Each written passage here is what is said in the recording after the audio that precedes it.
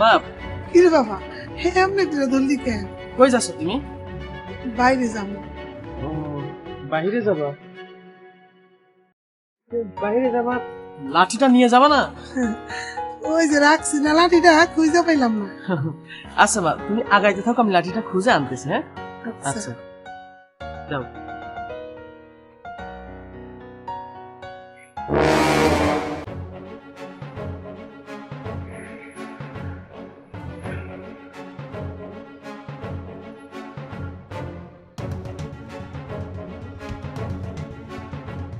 শোনেন ভাবি, আমি বেঁচে থাকতে আমার মায়ের গায়ে একটা টুকাও লাগতে দিব না।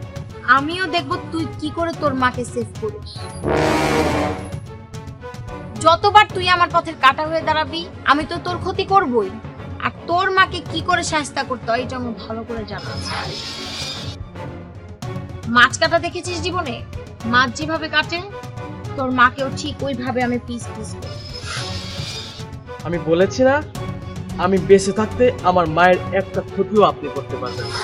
শুনেন ভাবি, আমাদের এই দেবর ভাবির যুদ্ধের মাঝে না দেবরই জিতবে, ভাবি না।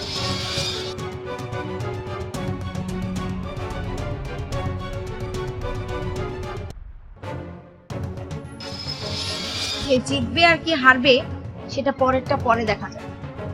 আমি কখনো হারতে শিখিনি, আর সামনেও হারবো না। তোদেরকে কি করে শায়েস্তা করতে হয় সেটা আমার ভালো করে জানা আছে।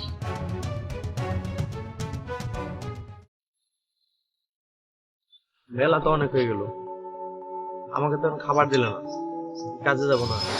আমি কি তোমার দোকানে যেতে না করছি? যাও তুমি দোকানে।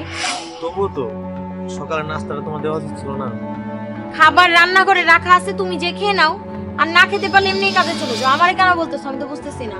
শোনো, মার চোখ যখন ভালো ছিল, মা সবসময় রান্না বাড়া করে খাওয়াইতো। এখন তো মা চোখে দেখে না, রান্না করে খাওয়াইতে পারে না।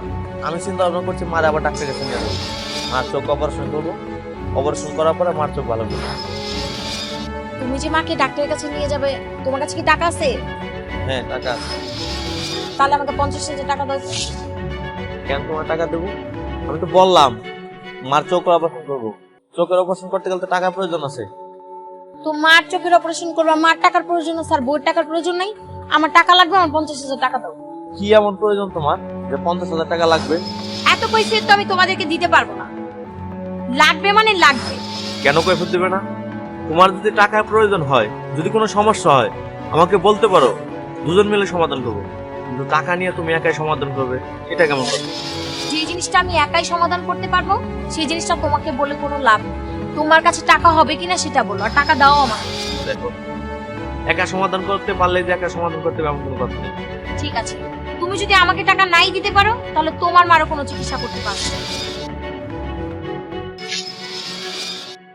তাহলে তুমি কি বোঝাতে চাচ্ছ? তুমি এটা বোঝাতে চাচ্ছ যে আমি যেন আমার মায়ের চোখের অপারেশন না করি, এই তো?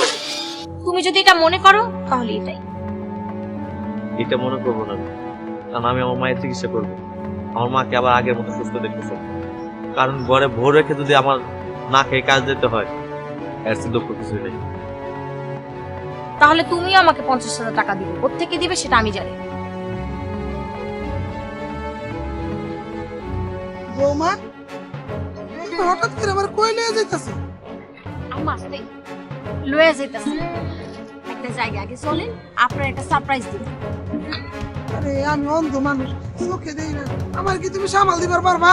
পারমু আম্মা, পারমু। উফ, রে। সামাল দিতে পারতাছি না দেখে তেমন সামাল দিমু যে আপনি একবারে ভালো হয়ে যাবেন। সব সময় চোখে দেখতে পাবেন। হাসা কইতাছো? তুমি আমার লক্ষ্মী মা। তুমি না থাকলে যে আমার ছেলে কি কষ্ট হইতো মা। ওরে আমি একটু রাইন দাও, খাইবার পারি না। সব তোমার করণ লাগে।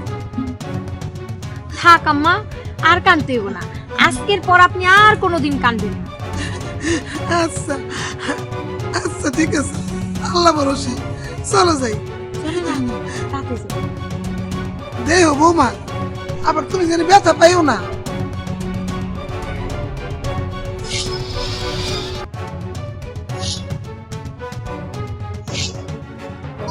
মা, মা, ওঠো। বাজান,